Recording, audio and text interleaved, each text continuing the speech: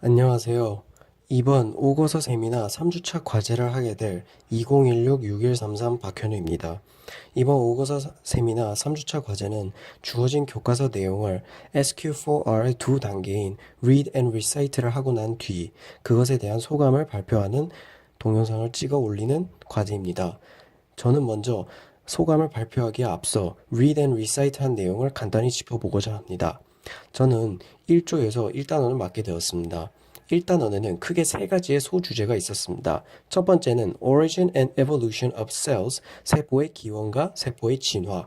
두 번째는 Cells as Experimental Models, 실험 도구로서의, 실험 모델로서의 세포. 그리고 마지막으로는 Tools of Cell Biology, 세포 생물학을 연구하는 데 쓰이는 다양한 도구들이었습니다. 저는 첫 번째 Origin and Evolution of Cells를 읽고 리사이트를 하는 과정에서 저는 한 가지 방향을 발견하게 되었는데요. 바로 간단한 것으로부터 복잡한 것으로 변화한다는 점입니다.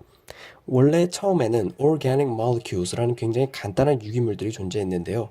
이들이 뭉치게 되면서 Macromolecules라는 더 큰 분자를 형성하게 되었고, 그리고 더 큰 분자들이 스스로를 복제하게 되고 활발하게 물질 대사를 할 수 있게 되면서 처음에 세포가 탄생되었다고 합니다. 그 이후에 첫 번째 세포가 탄생하고 난 뒤 Prokaryotic Cells, 원핵 세포로의 진화가 일어나게 되었는데요.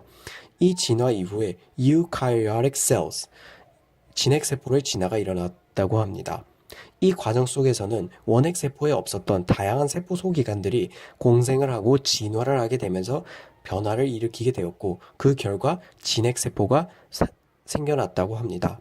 마지막으로 이렇게 단일 진핵세포들이 처음에는 뿔뿔이 흩어져 있다가 이후에는 같이 뭉쳐 다니게 되고, 그리고 이후에는 각각의 세포들이 나름대로의 특수한 기능을 지니게 되면서 multicellular organism이 되는데요.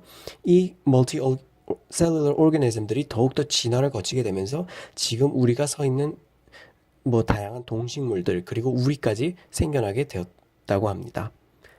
그리고 다음으로는 cells as experimental models였습니다. 실험을 하게 되면서 세포 또한 굉장히 유용한 도구로 쓰이고 있다고 합니다. 대표적인 예로 이콜라이, 이스트, 그리고 그 이외인데요. 이콜라이 같은 경우에는 원핵 세포를 연구하는데 아주 효율적으로 도움이 되는 세포라고 합니다. 이유는 바로 유전적인 간단함과 두 번째로는 빠른 성장, 그리고 세 번째로는 필수적으로 요구되는 영양분들이 간단하기 때문에 실험실 내에서 굉장히 유용하게 통제를 하고 실험에 활용할 수 있는 세포라고 합니다. 그 다음으로는 이스트입니다. 이스트는 진핵세포를 연구하는데 굉장히 효율적인 세포라고 합니다.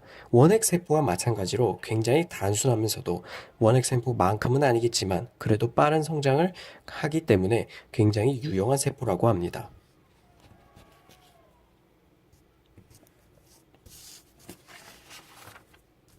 그리고 이후에 다양한 세포들입니다. 비록 이름은 어렵겠지만 앞서 세포의 진화와 기원에서 다루었던 multicellular organisms, 그리고 그 이후에 동식물들을 연구하는데 굉장히 유용하게 쓰이고 있는 생명체들이라고 합니다. 마지막으로는 동식물의 간단한 구조를 살펴보았으면 우리 인간처럼 가장 복잡한 구조를 지닌 vertebrates에 대해서 연구를 할 때에도 다양한 생명체들이 활용된다고 합니다. 마지막으로는 Tools of Cell Biology입니다. 세포 생물학을 연구하는 데에는 우리가 익숙한 현미경부터 시작해서 원심 분리, 그리고 배양까지 굉장히 다양한 방법들이 쓰이고 있다고 합니다. 그 첫 번째로 Light Microscopy, 광학 현미경이라고 할 수 있는데요. 이 광학 현미경은 우리가 고등학교 실험실에서 보았던 익숙한 현미경도 있지만 굉장히 다양한 종류가 있었습니다. 첫 번째로는 Bright Field Microscopy처럼 우리가 잘 알고 있는 현미경도 있고요.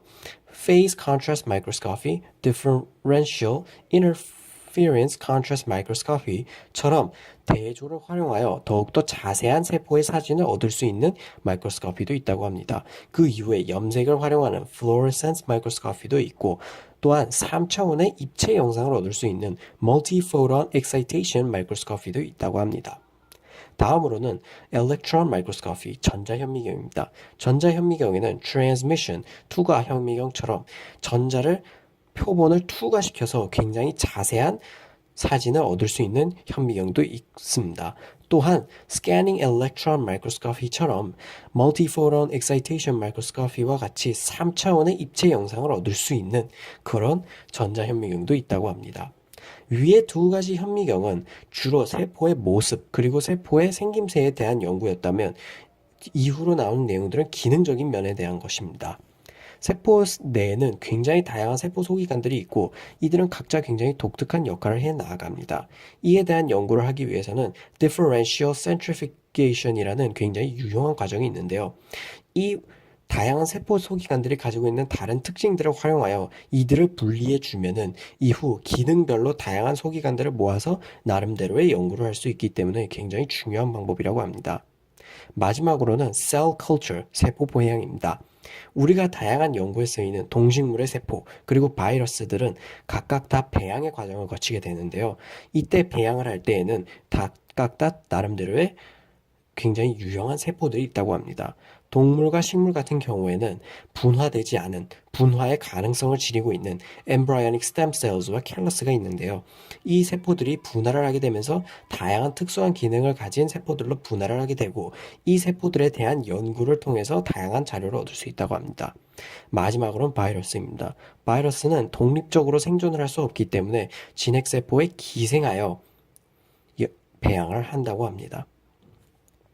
저는 이렇게 첫 번째, 두 번째, 세 번째 소 주제를 통하여 세포의 진화와 기원, 그리고 세포 생물학을 연구하는 데 쓰이는 다양한 세포들, 그리고 다양한 도구들에 대해서 살펴보았습니다. 저는 이 과정을 통하여 굉장히 많은 어려움들도 있었습니다. 첫 번째는 영어 원서로 되어 있었기 때문에 생소한 어휘나 단어들이 나왔으면 항상 사전을 가지고 찾아봤어야 하고 리사이트를 할 때 또한 영어 단어들이 굉장히 많았기 때문에 어떠한 것이 중요하고 어떠한 것이 중요하지 않은지 판별을 하는데 조금은 어려움은 있었습니다. 하지만 이러한 과정을 꿋꿋이 한 결과 다양한 내용들을 저는 스스로 배울 수 있었고 SQ 과정에서 가지게 된 다양한 궁금증을 해소할 수 있는 계기가 되었습니다. 또한 팀별로 토의 활동을 하게 되면서 저는 제가 리사이트한 내용에 대해서 다시 점검할 수 있었는데요. 제가 리사이트한 내용을 다시 점검하면서 어떤 내용들을 빠뜨리고 또 어떤 내용들은 괜히 불필요하게 첨가를 했는지에 대해서 다시 점검을 하고 보완을 하는 시간을 가지게 되었습니다. 저는 이러한 과정을 통하여 1단원에 대해서 더 자세한 공부를 하게 되었고 마지막 남은 SQ4의 마지막 두 단계인 2R을 집중함으로써 이번 1단원을 온전히 이해할 수 있도록 노력할 것입니다. 이상으로 오고서 세미나 3주차 과제를 마치도록 하겠습니다.